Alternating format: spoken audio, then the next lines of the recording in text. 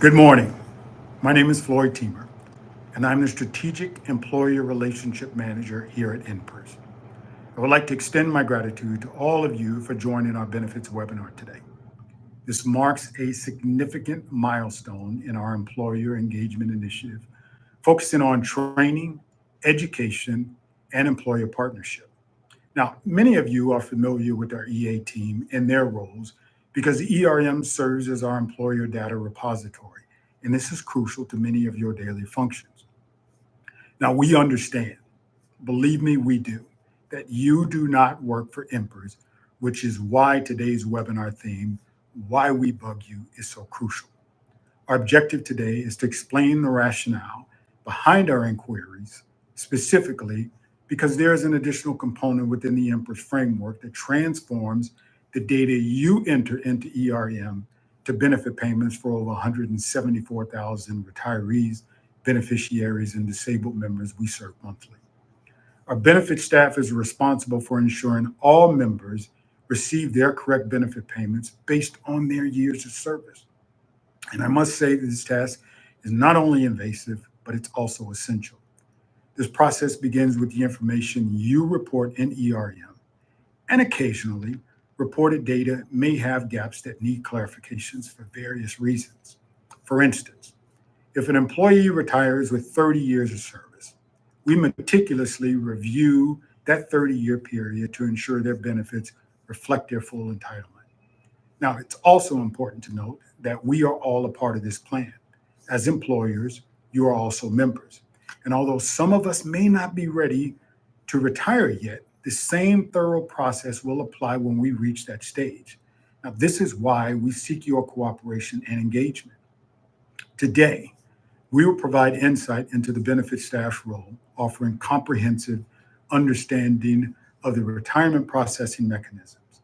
And following this, we will delve into the underlying reasons for our procedures of why we bug you. So thank you for your attention and your participation. And I'll turn this over to Mike Obermeyer, Director of Benefits, for more information about his team and the process. Hello and good morning, everybody. My name is Mike Obermeyer, and I wanted to thank everybody for attending today's employer webinar entitled Why We Bug You. This is going to be a webinar that goes over some of the most pressing and prominent questions that everybody receives as an employer from our EA group, and the nexus and reasons why we give those questions. So we're going to dive in, but before we do that, I just wanted to give a few fun facts about myself. Like I said, my name's Mike Obermeyer. I'm the Director of Benefits here at the Indiana Public Retirement System. Some cool things about me: I play guitar. I got bored in college. My roommate had a guitar, so I decided to learn how to play it because he wasn't doing that. I played baseball at the Major League Stadium when I was young, which was a lot of fun, and some interesting stories. And Major League Baseball players leave dugouts in very poor conditions when they leave because we had to play right after an actual game. I also enjoy watching basketball. I take March Madness off every year, which I get made fun of here at INPRS for doing, but I think it's great.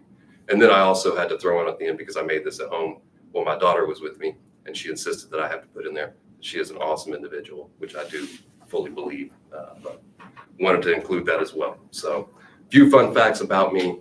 Last thing about me, the EA group that you deal with now was created back in 2012, and I was actually a part of that. It was one of the best things I've ever had the pleasure of being a part of here at INPRS. And what we created then has only grown and gotten better over time, and we hope that you feel the same way. So we'll just dive right in. Some general information about our benefits department. We have lots of different areas within our benefits department. We call it benefits, but then we've got sub teams within those benefits. So the first team that we've got is our perf retirement processing team. It consists of 6 individuals. They handle all of the retirements we receive every year for our public employees and our teachers' retirement fund. The next group that we've got is the small plans group. That's a group of 3 individuals. They handle all of our other plans, so judges, prosecuting attorneys, conservation and excise, police and fire, our legislators. That small group, because those rules are a lot different for those plans, they handle those retirement types and any other questions and associated processes with them. We've got an active service team. That active service team consists of 6 individuals. That team is tasked with creating estimates, doing service purchases, and most importantly, the questions that they would be asking you, calculating service credit when members question their service amount. We've got a team called the Final Benefit Investigators of the FBI. This is a team that when somebody passes away after retirement, they take a look at the account to make sure that we stop the benefit flow and also that we get the survivor set up in a timely fashion so that they don't lose their income stream because somebody's passed away. And then last but not least, our business support team. Our business support team consists of 3 individuals who are responsible for imaging any paper documents we get, doing data entry, as well as our document retention schedule, which is something that's required for all state agencies and state government. At the bottom here, you can see some historical retirement volumes by year. With the exception of 2025, which was a bit of an anomaly, we hover around 4,000 or 8,000 retirements every year. So those 6 and 3 people handle all of those retirements every year. So it's a tall task that they handle, but they do it well. They pay people very quickly. They pay people very accurately. And frankly, I'm very proud of what they do, but they could not do any of that without your help. So already want to say thank you to everybody watching for your help in making that a reality for all of our retiring members. So where does real retirement really begin? Well, it begins with the application. So the application's actually undergone some serious improvements over the last 7 to 8 years. Back before 2018, all of our retirement applications were coming in online. 98, 99% of them were coming in online. Or I'm sorry, on paper. On paper, we had an online application at that time. It just wasn't something that was being adopted by our member base. They were using paper still, and that required us to image those documents, and then we would actually have to input that information from the paper into our system for processing and things like that. In 2018, we rolled out the online retirement application and made the decision to take the paper application away so that everybody that retired from us would have to go through that online portal, and we would get a standard application that we were building a foundation to do more with in the future. It was a huge success. Now our applications are coming in at a rate of 98 to 99% of them are coming in online instead of via paper. We do have a handful that come in via paper due to online issues and things like that. Huge help for us.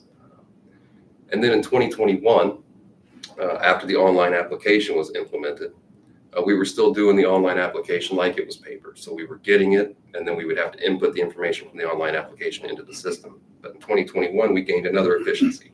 We took that information from the online application, and we were able to directly take that from the application and input it into the system with no human intervention whatsoever. Gained a lot of efficiency from that, and it was a huge win for INPRS. And then in 2022, we actually started doing an automated processing of retirements. So, and this will get into some of the things we cover a little bit later in the webinar. But what happens is somebody will submit their application, the system will ingest it, populate all the necessary fields, and then provided this member's employment history, service history, wage history, everything lines up. There's no gaps, there's no anything there. Everything looks really good. The system's actually able to calculate the retirement benefit and any associated retroactive payment on its own, and just another huge win for us. We're trying to increase this percent, ranges anywhere from 10% up to 30% every month, but our goal is to get that even higher. So a lot of things that we've done over the last few years to make retirement a little bit more streamlined for both the members and INPRS, and hopefully our employers as well, and we've got more to do, and we plan on doing that. So what do we collect on the retirement application? And we get a lot of information from our members on there. We get their demographic information, you know, their date of birth, their address, their gender, things like that. More importantly, we get their pension option and their defined contribution selection. What they want to do with that pension as far as a survivorship or a straight life, and then the defined contribution election. Do they want to roll it over, have it paid directly to them, annuitize, defer, things like that. We get the direct deposit information, we get their tax information, and then they also have an ability beyond that to upload documentation. If they were to do something like a Social Security integration, things like that, we can get them to upload their Social Security statement, which is required should you select that retirement option. In the event that the date of birth verification fails because we do that online as they're actually filling out the application. If that were to fail for whatever reason, this is also an opportunity for them to upload their birth certificate. So really, really good stuff. And it's important to remember all of this information that they're inputting on that application, it's now being directly ingested by our system. So it gets rid of an entire step for us, which is a wonderful, wonderful thing. So once that application comes in, what do we do with it here at INPRS? Well, we've got these steps that are here on the screen. Preliminary document review is one step that we do. Then final document review, which you may hear people call FDR, which is confusing because it makes me think of a president every time they say it. Then we've got a pension calculation, a create payee, and then an OQM review. These are all steps that we'll explore a little bit more in depth on subsequent slides, but that really is at a high level what we do for each step of the process. So the preliminary document review, like I said, that's the first step. It's something that we don't really have to do much anymore. You'll have to excuse me, I get parched when I speak quite a bit. So something that we don't do a whole lot. We don't do it anymore because of the fact the system is ingesting all of that information and doing the job for us, which is a huge, huge win. In the event that we had to do it though, it was one of those things where we actually had to task an individual with entering all of the information from the application, including the pension option, updated demographics, any beneficiary information that they added to that, their direct deposit information, their tax information, a verification that any documentation that was needed has been uploaded and is present at INPRS. If not, we would be sending a letter out at this point to get it. And that was a process that took somewhere between 25 to 40 minutes for each account. Now that the system's doing it, it's doing it in seconds. So it's a huge gain for us, and this is something that's been eliminated. So these are the types of things that we're working for and looking for as we try to improve the retirement experience here at INPRS. The final document review, this is where things get a little bit more in depth. We're looking at things a little bit closer. If you notice the picture on the screen here, we've got a person that's reviewing things very closely there, looking at things through a microscope. So this is where we kind of really look at the account, and this is where a lot of the questions that you see come from, and this is why we bug you. So what we look for here, we look for things like a last day in pay. We look to make sure that if they didn't name a spouse, that there's an adjusted age calculation that allows them to pick the retirement option associated with that non-spouse survivor. We look for any gaps in wages. We look for any gaps in service. We look for all of this stuff to make sure that that account is fully analyzed, has all of the necessary information here so that we can get the maximum benefit for our retirees and also make sure that we pay them in a timely fashion. So really, really important step that we take, and something that, like I said, it'll generate the questions that you all see that we're going to be going into on the next slides. So the question you probably receive most often is about a last day in pay. And I know that this is a question that you receive a lot, and frankly, I know it's a question that probably bugs you because we need it and we ask for it. And we are relentless in the way we ask for it, which is a good thing for us and for our members. So the reason that we ask for a last day in pay and why we want it as quickly as we can get it, federal law and Indiana law required what's called a bona fide separation from service. Something that is a clear break from service. It's not something where you took a different job. It's not in a covered position or something like that. It's truly you separated from employment. And the only way that we can really verify that and fulfill our obligations to the IRS and the Indiana Code is to ask for a last day in pay status from our employer population. It allows us to know, yes, that bona fide separation has occurred. It also allows us to know what the employment start date and end date should be so that we can then start looking at the service credit amount for that individual and say, does this service credit amount look correct? If not, are there gaps there? Why do the gaps exist? And then we're going to start asking questions about that as well. Same deal with wages. If we were to look at these accounts and see that there's a wage information that's missing, we would ask about that. LDIPs are important for two reasons, really. One, we needed to commence a retirement benefit.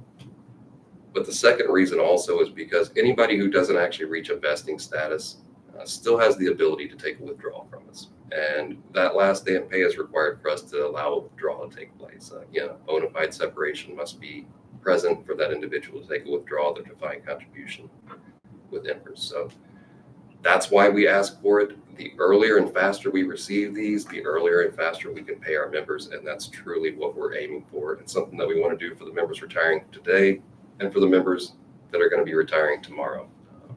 So very, very important component there. If at any point anybody has any questions, please feel free to speak up or put them in the chat. We are happy to stop the presentation and answer them at any given time. So no need to wait till the end. So the next topic that we'll cover is the gaps in wages and service.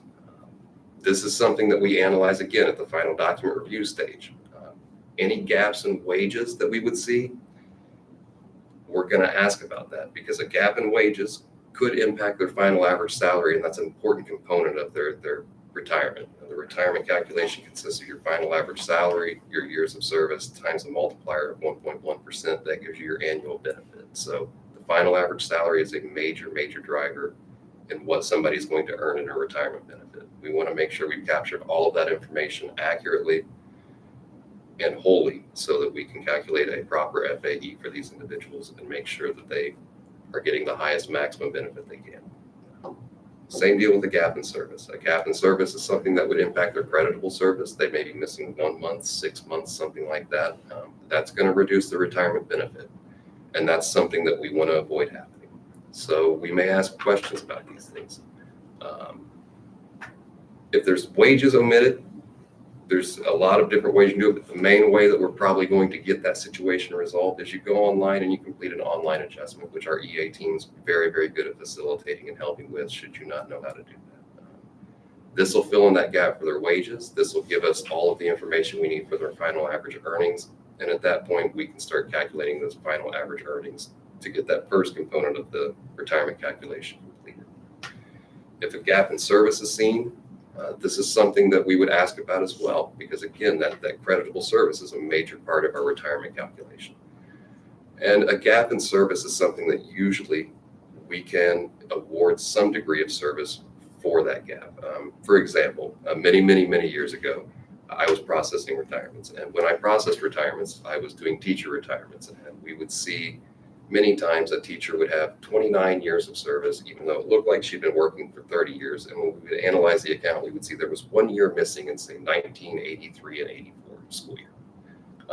When we contacted that employer, the employer would inform us, hey, that was a year that they were on pregnancy leave. Well, under the teacher's retirement fund, provided that you meet the eligibility rules and the 1/7 rule and things like that, that's a year of service that you can receive added onto your account free of charge. So we ask these questions because we want to fill that gap in, because this person just went from 29 to 30 years of service in this example. That could impact both their retirement benefit as well as their retirement eligibility. So we ask these questions, again, not to bug you. We realize that you have jobs. We realize that you have a lot of other things at your employing unit that you are tasked with doing. But these are questions that we ask because, again, we're trying to maximize those retirement benefits for our members. We want to do everything possible to give them every dollar they're entitled to, but nothing beyond that, because we want to also adhere to our fiduciary responsibility. So. And then the last question that you probably see most often, especially in the summer months, is whether this is a contract payout or not. And there's a good reason why we ask these questions. For most of our teachers, a lot of our teachers, and even our public employees and other plans, there are individuals that are kept on contract each year. And when that year ends, sometimes when the wage and contribution reporting takes place, we actually see these massive spikes. We're used to seeing something like $2,500 every pay period that's reported to us. And then at the end of that school year, we'll see something in the range of $26,000 reported to us. And we ask the question, well, is this a contract payout or not, to determine what can be used in the final average earnings and what has to be separated out into severance. So there are two things going on here. We want to get that contract payout split into a severance bucket and an actual payout bucket. because the payout amount, we can use that in the final average earnings. We can use every penny of that and say, yes, that is part of their contracted salary. That is part of what they will earn. And that should also be part of their final average earnings. But at the end of a career, many people have accumulated sick days, personal days, vacation days, things like that, that also get paid out. And when those get paid out, those are separate and distinct from the contract wages that would be paid out. And those would be considered severance wages.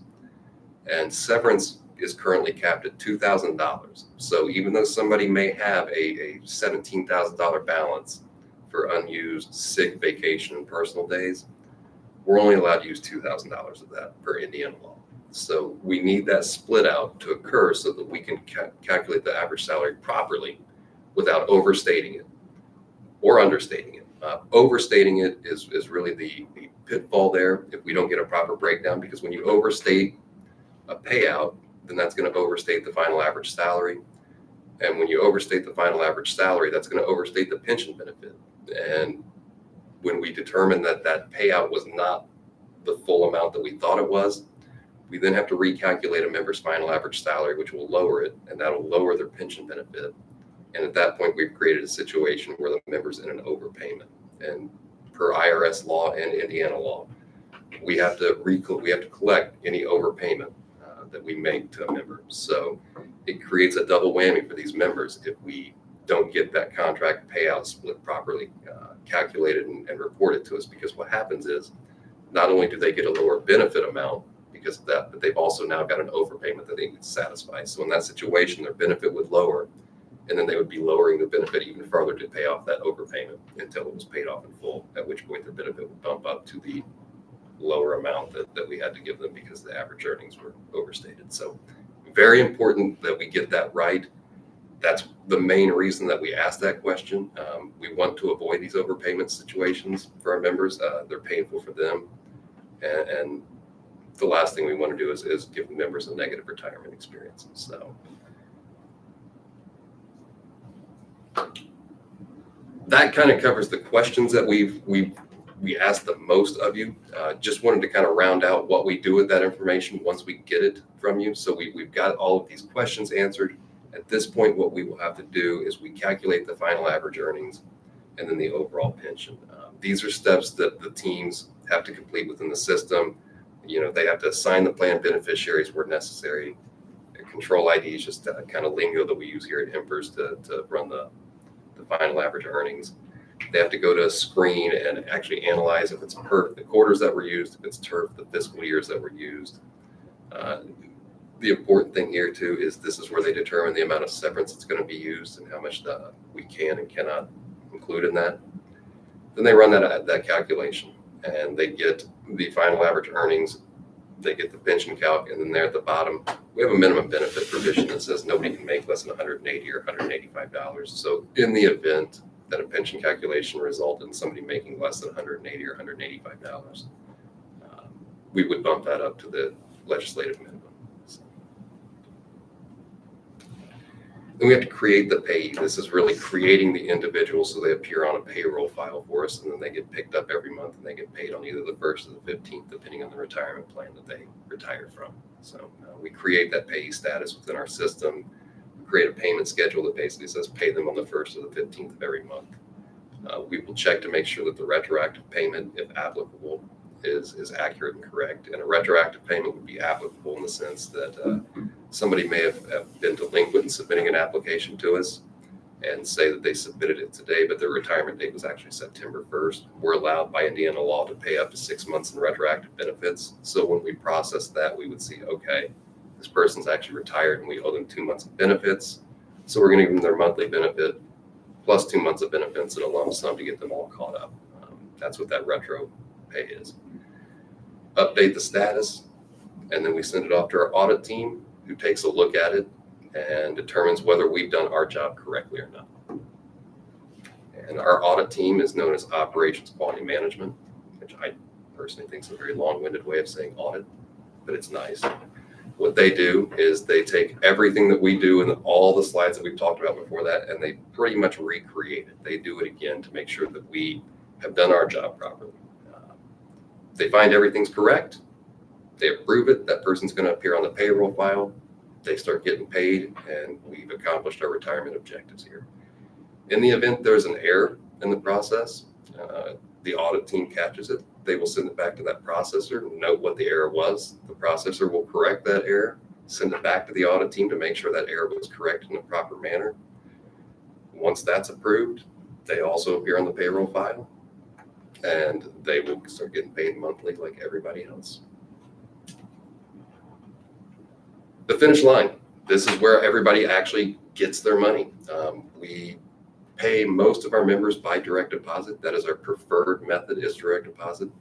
In the event that we don't have direct deposit information, we can pay by a check. We pay one check, and then we'll be contacting our members to say, please provide us direct deposit information, because we do not really pay by check. But at the same time, we don't want our members to go without money because of a direct deposit issue. So it's an important aspect that we use there to make sure that everybody's got an opportunity to get us good direct deposit information in the event that they have not provided us with good information.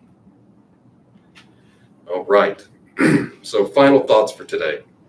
The goal that we really had today was, I wanted to make sure everybody in the employer population understood why we asked the questions that we do.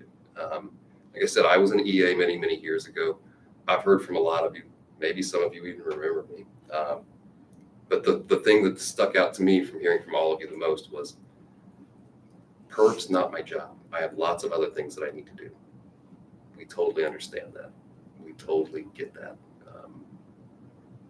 But to give everybody the best retirement experience possible, we have to partner with you to get the necessary information that's needed to make sure we maximize those retirement benefits. And while we're doing this for people today and we're bugging you, eventually someday you will be retiring. Somebody will be taking your position over, and we will be bugging them to get the same information that we're asking you for today for you, to make sure that you get a maximum retirement benefit. My team, the EA team, everybody who really is a part of this, I consider them to be superheroes. It's a gargantuan effort, and it's something that they do on a monthly basis. They process anywhere from 400 to 1,500 retirements in a month, depending on the month. And it's something that's truly an amazing thing to watch them do each and every month. But with that being said, the employer population is also part of the superhero group. None of that would be possible if it wasn't for the employer population doing everything that they do to report to us timely, give us that accurate information, and respond to our inquiries timely. It really is the basis for everything. If our employers are not providing us wage and contribution information timely, which is something you guys do incredibly well, our service credit's not going to be right, the wages aren't going to be right, our average salaries aren't going to be right. So this really all begins and ends with you. And I just want to extend a genuine thank you to all of you for everything that you do to make the benefits area possible. Because I've said it before and I'll say it again, we don't exist if the employers aren't doing their job. So thank you immensely for doing that. If there's any topics that were covered today that you would like more information on, I'm happy to provide information via email or whatever method works best for you to give you more insight and detail into that topic. And I just really wanted to say, again, a heartfelt thank you to everybody for all that you do for INPRS, for interacting with the EA group so incredibly well, for answering all of the questions we bug you with so incredibly well, and for being a major, major part of the equation that allows us to give a wonderful retirement experience for all of our members. So genuine thank you, and I hope this has been informative, and I appreciate all of your time and your attention today.